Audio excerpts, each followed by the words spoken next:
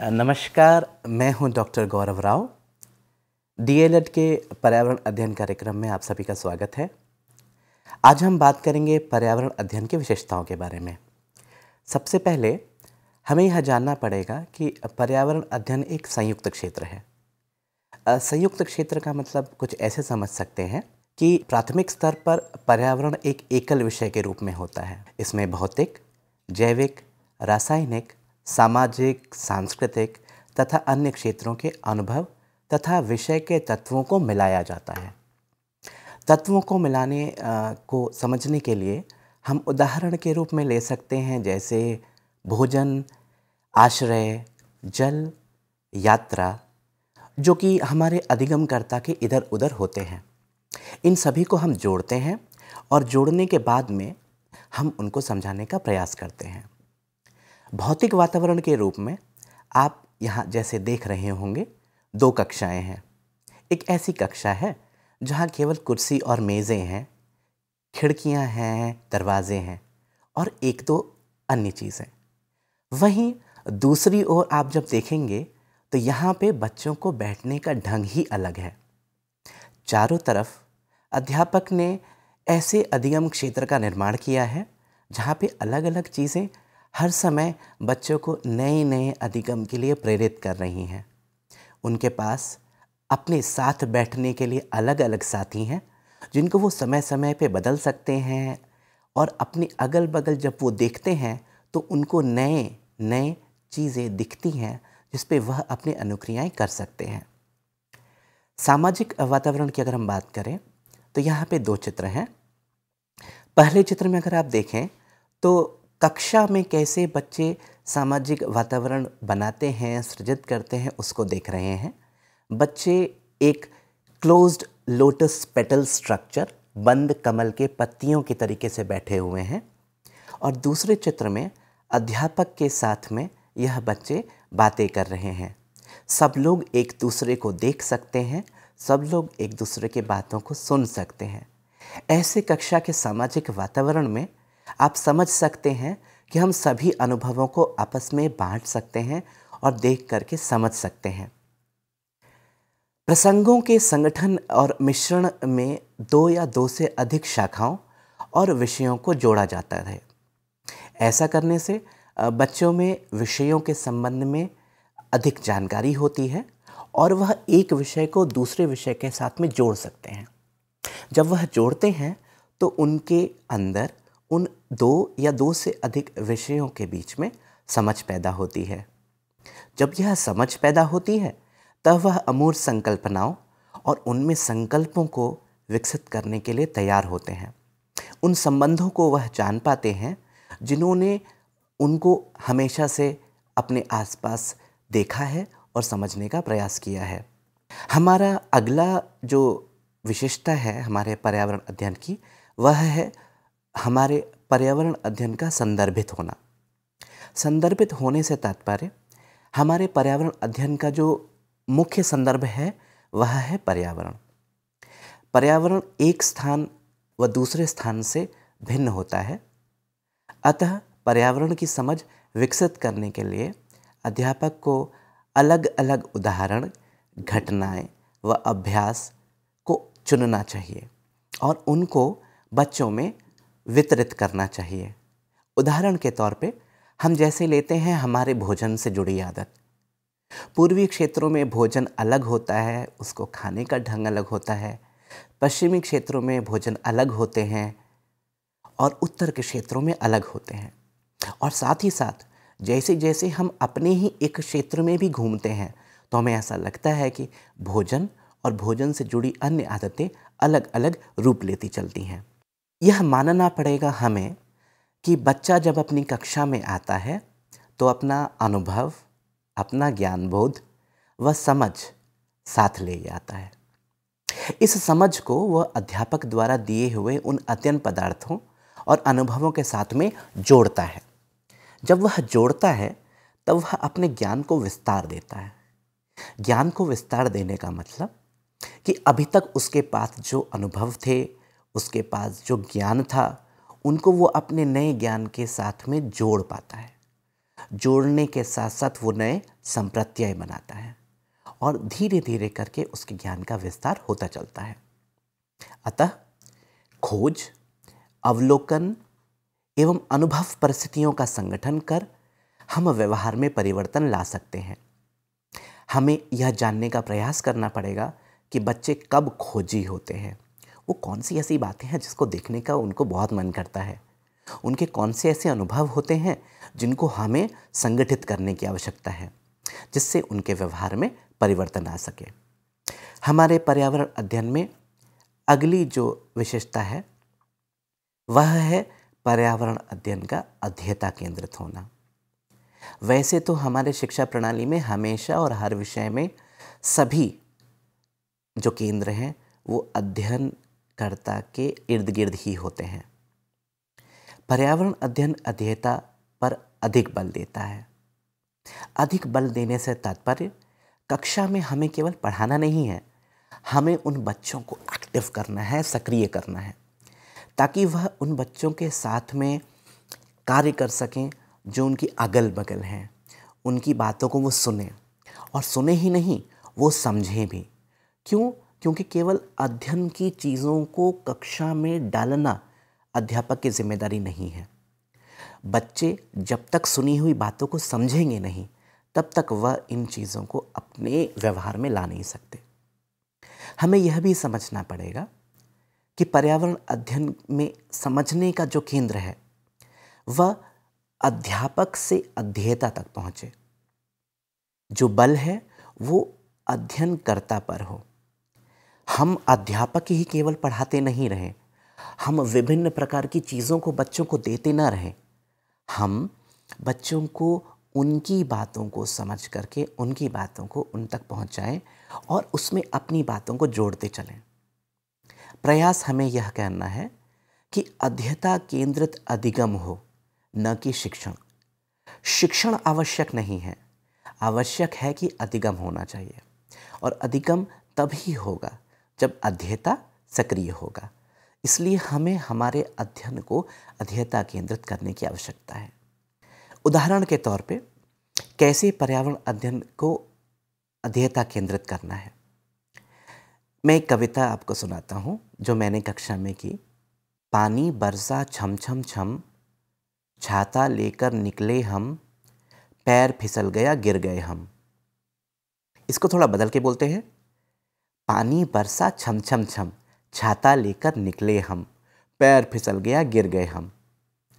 अब इस कविता को जब मैंने कक्षा में कराया तब देखिए, इस स्लाइड में आप देख रहे होंगे लिखा है वर्षा ऋतु पर कविता करती छात्रा।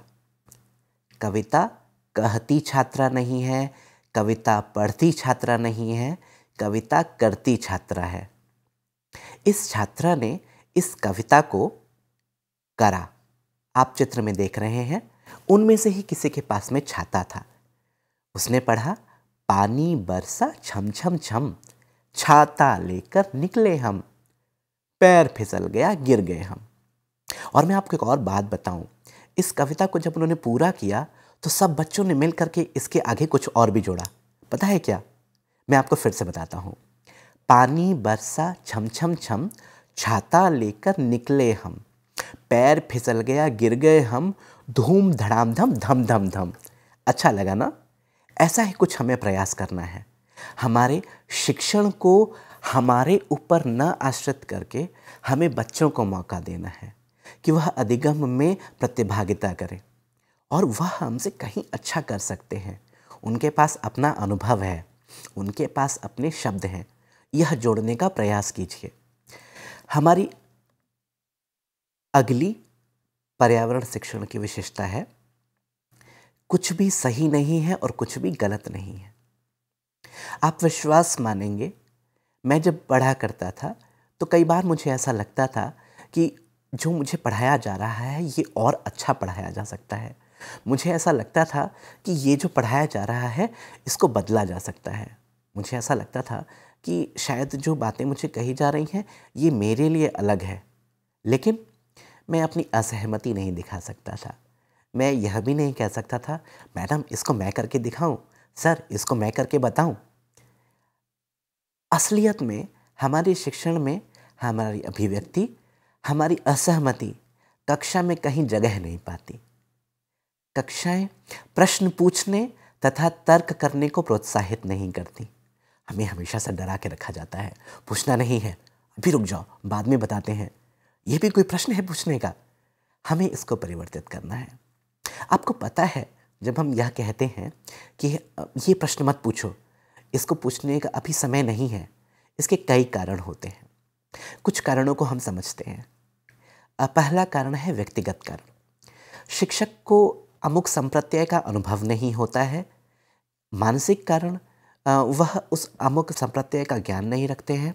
भावात्मक कारण, शिक्षक जब उस अमुक संप्रत्यय में रुचि नहीं रखता है। नैतिक कारण, शिक्षक को उस अमुक संप्रत्यय पर चर्चा करना अनैतिक लगता है।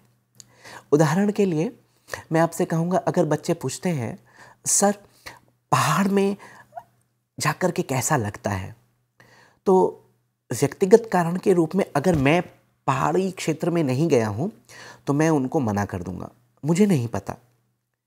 मानसिक कारण से मुझे ऐसा लगेगा कि क्योंकि मैं कभी पहाड़ पे गया नहीं हूँ तो वहाँ पे मुझे उस बात का ज्ञान नहीं है, तो मैं उनको तब भी नहीं बता सकता।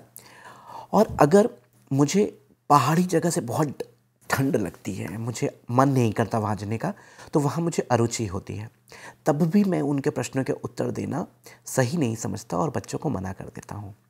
और नैतिक कारण से मुझे लगता है कि अगर बच्चों ने कहा कि पहाड़ी क्षेत्र आप कह रहे हैं कि अच्छा है, तो चलिए हम लोग चलते हैं, तो मुझे लगा वहाँ पे जाकर के वो बहुत ज़्यादा मस्ती कर सकते हैं और मुझे बहुत परेशानी हो सकती है और कहीं कुछ गलत ना हो जाए, तो मैं उनको मना कर दूंगा। तो ये नैतिक कारण हो सकता है। क्योंकि पर्यावरण अध्ययन एक संदर्भित विषय है, इसलिए कोई एक दृष्टिकोण या मत हर जगह लागू नहीं हो सकता। हमें यह मानना पड़ेगा, जो मेरा अनुभव है कोई ज़रूरी नहीं है वह हमारे विद्यार्थियों का हो। जो एक विषय का, एक संदर्भ का कोई एक बात है, कोई ज़रूरी नहीं है कि हर जगह वह चीज़ कार्य करती हो। एक स्लाइड देखिए। अध्यापक बच्चों के साथ में बच्चों को उनकी उत्सुकता और जिज्ञासा को भरने का प्रयास कर रहा है। हमें अगर कक्षा में कोई प्रश्न उठता है तो उस प्रश्न के लिए, उनकी उत्सुकता के लिए, उनकी जिज्ञासा के लिए उनको और जोश देना चाहिए, उनको और प्रयास करना चाहिए कि वो और पूछें। क्यों? क्योंकि कुछ भी गलत नहीं है और कुछ भी सही नहीं है। उन्हें हमें प्रयास करना चाहिए कि वो खोज करते रहें और समझते रहें और जानते रहें और आगे बढ़ते रहें। हमारी अगली जो विशेषता है वह है मूल्य की। बच्चों में पर्यावरण अध्ययन की समझ के साथ साथ उनमें पर्यावरण के प्रति सकारात्मक अभिवृत्तियों व मूल्यों के रोपण के लिए भी कार्य करना चाहिए। क्योंकि खाली ज्ञान दे देने से, अनुभव दे देने से हमारा लक्ष्य पूरा नहीं होगा, हमारे उद्देश्य प्राप्त नहीं होंगे हमसे। हम लोगों को इस बात का प्रयास करना है कि वह जितनी भी समझ ला रहे हों, जितने ज्ञान को वो प्राप्त कर रहे हों, उनको वो अपने अभिवृत्तियों में शामिल करें। उनको वो ऐसे माने कि वह उनके कार्य हैं, उनमें वह मूल्य आना चाहिए जिनको वो अपने दैनिक जीवन में प्रयोग कर सकें। पर्यावरण अध्ययन का ध्यान बच्चों के मनोवैज्ञानिक व भावात्मक क्षेत्र पर केंद्रित है। मतलब बच्चे जैसा सोचते हैं, उनको उस सोच से ऊपरी स्तर तक लाने का हमें प्रयास करना है। हमें उन क्षेत्र को ध्यान देना है जो कहीं से कुछ पर्यावरण के प्रति सकारात्मक ना हो, तो हमें उस पर प्रयास करना है कि वह और ज़्यादा अच्छे हो सकें और ज़्यादा सुदृढ़ हो सकें। अगर हम यह जानना चाहें मूल्य जो हैं वो कितने प्रकार के होते हैं और कैसे आते हैं, तो हम इस बात को समझें कि पर्यावरण अध्ययन में हमारा मुख्य उद्देश्य तो विश्वव्यापक मूल्यों के रोपण का है। लेकिन विश्वव्यापक मूल्यों तक पहुंचने के लिए हमारे बच्चों को सबसे पहले इस बात का ध्यान देने की आवश्यकता है कि हमारे आसपास, जैसे हमारा घर, हमारा सामाजिक और प्राकृतिक पर्यावरण कैसा है। आप अध्यापकों को इस बात पर ध्यान देना चाहिए कि जो बच्चा है वो किस घर से आ रहा है, वहाँ का सामाजिक और प्राकृतिक वातावरण कैसा है, पालन पोषण का ढंग कैसा है, उसमें विश्वास और निष्ठा की भावना कितनी डाली जा रही है। इसको समझने के लिए अगर हम समझें कि अगर मेरे घर में मुझसे ये कहा जाता है कि बच्चे कमरे से जब बाहर निकलना तो लाइट बंद कर देना, या बाथरूम में अगर बेवजह पानी बह रहा है तो उसे बंद कर दें, तो हमारे घर से ही हमारे अंदर ऐसे पर्यावरणीय मूल्य का रोपण हो जाता है जो हमें बाहर जाके सीखने की ज़रूरत नहीं होती। सामाजिक पर्यावरण को हम ऐसे कुछ समझें कि जब हम घर से बाहर जाते हैं तो हमारे सामाजिक पर्यावरण में हमारे बड़े बूढ़े, हमारे वृद्ध हमारे आसपास होते हैं। हम उनसे मुस्कुरा करके नमस्कार करते हैं, हम उनसे मिलते हैं और हम उनको कहते हैं कि आप कैसे हैं। ऐसा कहने से उनके अंदर का जो सामाजिक वातावरण है वो पुष्ट होता है, वह एक अच्छी आदतों का निर्माण करते हैं। पालन पोषण के ढंग को इस प्रकार से समझिए, जिन बच्चों को डांट करके या बिना किसी ध्यान दिए हुए बड़ा किया जाता है, क्योंकि मैं पालन पोषण नहीं कहूँगा, क्योंकि पालन पोषण में किसी न किसी प्रकार से तो वो देखेंगे ही बच्चों को, लेकिन कई ऐसे परिवार होते हैं जहाँ पे शायद बच्चों को ध्यान ही नहीं दिया जाता कि वह क्या कर रहे हैं। जब हम उनको ध्यान देते हैं, हम उनको बताते हैं कि वह क्या कर रहे हैं, वो जो टॉफ़ी के रैपर्स को अपने घर में, अपने आसपास, अपने बगल-बगल रख रहे हैं, उनको वो वहाँ ना रखें, उसको उठा कर के डस्टबिन में डालें, तो उनके अंदर एक ऐसी मूल्यों का निर्माण होता है जो सामान्य तरीके से हम अपने घरों में कर सकते हैं। जब हम बच्चों को कहते हैं, अरे वाह, तुमने तो बहुत अच्छा काम किया, तुमने इतना अच्छा सफाई किया अपने अध्ययन के टेबल का। आप जब उनके अंदर इस सफाई किए हुए क्षेत्र को समझाते हैं और उनको बताते हैं कि उन्होंने बहुत अच्छा काम किया है और उनमें इस बात का सोच रखते हैं कि तुम ये कर सकते हो, तो उनमें बदलाव आता है और उनमें नए मूल्य आते हैं। हमारे अंदर पर्यावरणीय अध्ययन के लिए कुछ और भी मूल्य सोचे गए हैं जिनको आप अध्यापकों को हमारे बच्चों में डालने के लिए प्रयास करना चाहिए। जैसे जीवन के सभी रूपों के लिए आदर। सभी रूपों के लिए आदर का तात्पर्य, जैसे कि हमारे सामने यह टेबल है, इस टेबल में जीवन नहीं है, लेकिन यह टेबल भी लकड़ी से बनी हुई है, तो हमें इसको संभाल करके रखना है। दूसरा मूल्य है विविधता का। विविधता जैविक हो सकती है, सामाजिक हो सकती है, सांस्कृतिक हो सकती है और धार्मिक हो सकती है। हमें इन सभी की सराहना करने की मूल्य रखनी चाहिए। कितना खूबसूरत फूल है, वाह, कितना सुंदर चिड़िया है। अच्छा, आपके यहाँ ऐसा होता है। यह हमारे जैविक और सामाजिक और सांस्कृतिक और धार्मिक विविधता को सराहना के उद्देश्य हैं। हमें यह मानना पड़ेगा कि मैं दूसरे से अलग हूँ। हमारी कक्षा में जो बच्चा आता है वह एक दूसरे से भिन्न है और इस भिन्नता को हमें स्वीकार करना है। कोई गोरा है, कोई सांवला है, किसी के घुंघराले बाल हैं, किसी के भूरे बाल हैं। यह हमारे जैविक विविधता के एक उदाहरण है। ये भिन्नता लाता है और उस भिन्नता को हमें स्वीकार करना है, तब हम नए मूल्यों को हमारे और हमारे विद्यार्थियों में डाल सकते हैं। हमें यह मानना पड़ेगा कि जो हमारे विचार हैं उनमें कुछ खुलापन आना चाहिए। हम कुछ भी करें, उसको करने से पहले इस बात को समझें कि जो कुछ भी हम कर रहे हैं उसको करने से हमारे पर्यावरण को किस प्रकार से किसी भी प्रकार का फ़ायदा या नुकसान होगा। जब हम ऐसा करते हैं तो हम स्वयं से समझते हैं कि हमें करना चाहिए यह कार्य या नहीं करना चाहिए, जिससे हमारे अंदर शांति आती है। और जब हम शांति अपने अंदर ला पाते हैं तो हमें सद्भाव उत्पन्न होता है।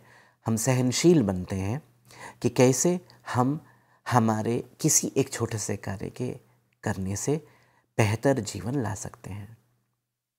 मैं समझता हूँ कि आपको आज हमारे इस व्याख्यान में पर्यावरण से जुड़े हुए विशेषताओं को जान करके अच्छा लगा होगा। सबसे पहला, यह एक संयुक्त क्षेत्र है।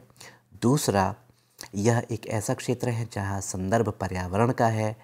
तीसरा, यहाँ पे जो अध्ययन होता है और अध्यापन होता है वह अध्येता केंद्रित होता है। चौथा, यहाँ पर कुछ भी सही नहीं है, कुछ भी गलत नहीं है, क्योंकि यह हमारे बच्चों के अंदर खोज की भावना को विकसित करता है। तीसरा, हमारे पर्यावरण अध्ययन में मूल्य एक अनिवार्य अंग है। मैं आशा करता हूँ आपको यह जान करके, सीख करके अच्छा लगा होगा। हम अपने अगले व्याख्यान में फिर से मिलेंगे। आप सभी का बहुत बहुत धन्यवाद। नमस्कार।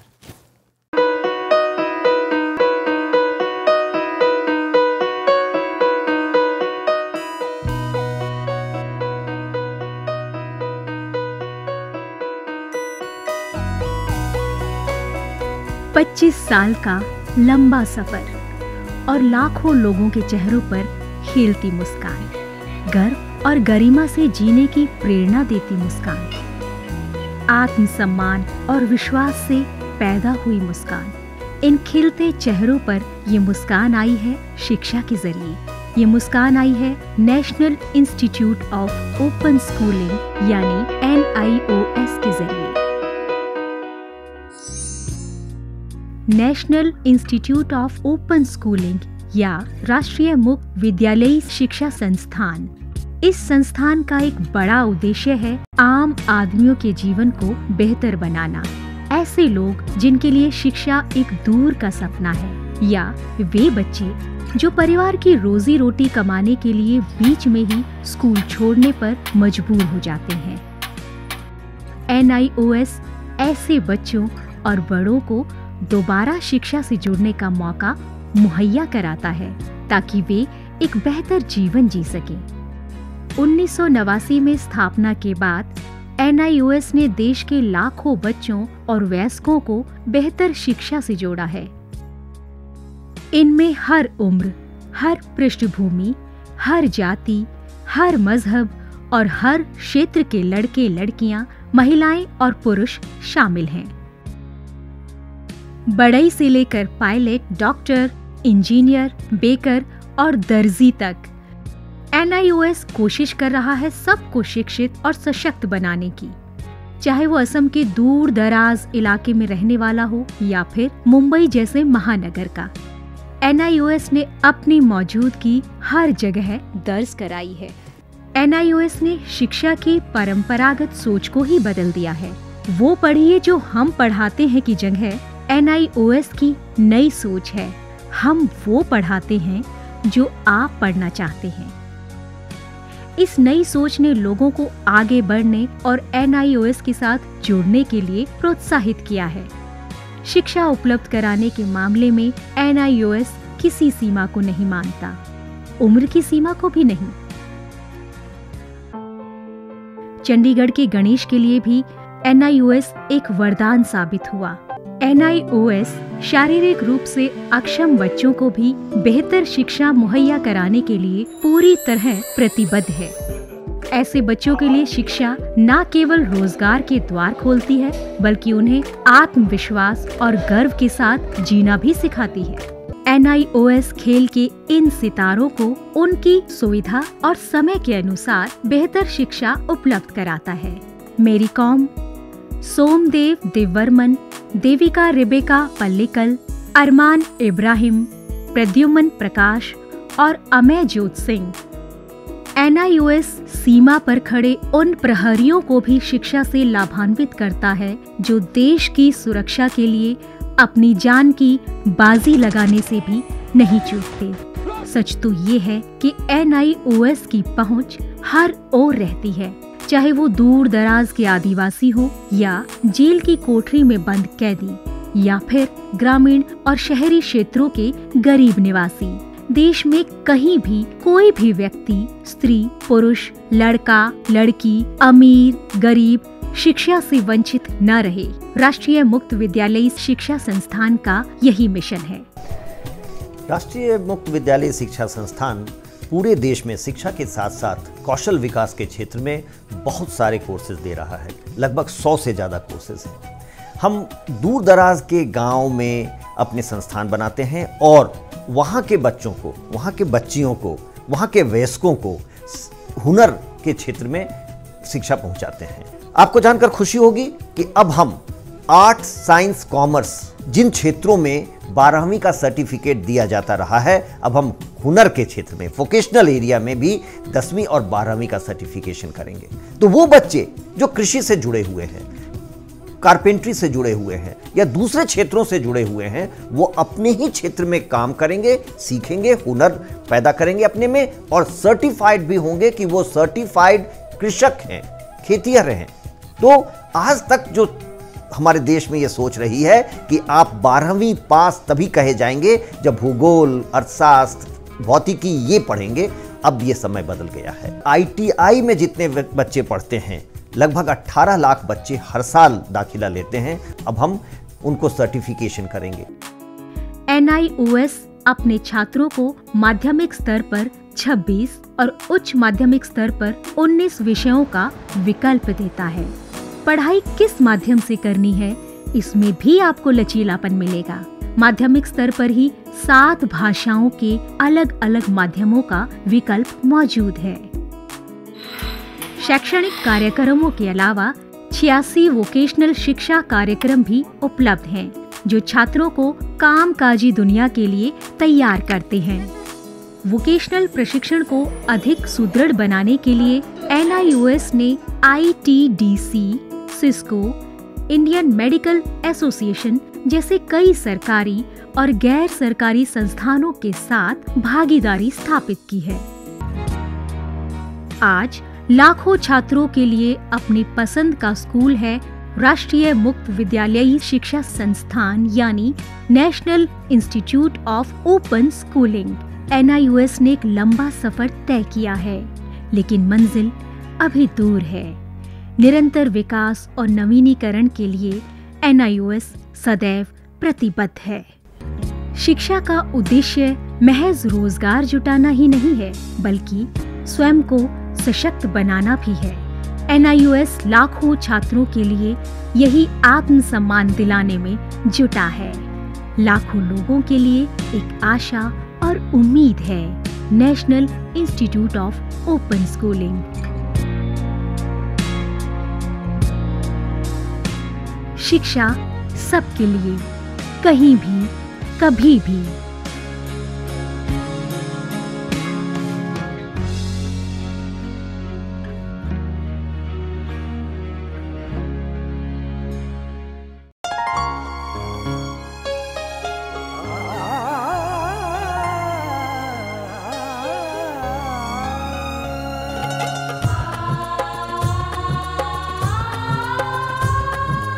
जीवन ये प्रकाशित करने, राहों को आलोकित करने, हम अपना दीपक स्वयं बने, हम अपना रास्ता स्वयं चुने।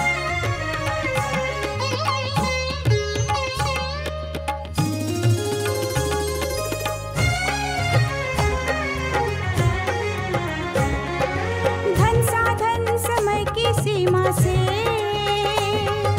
विद्यालय जो मुक्त हो, संसाधन समय की सीमा से विद्यालय जो मुक्त हो।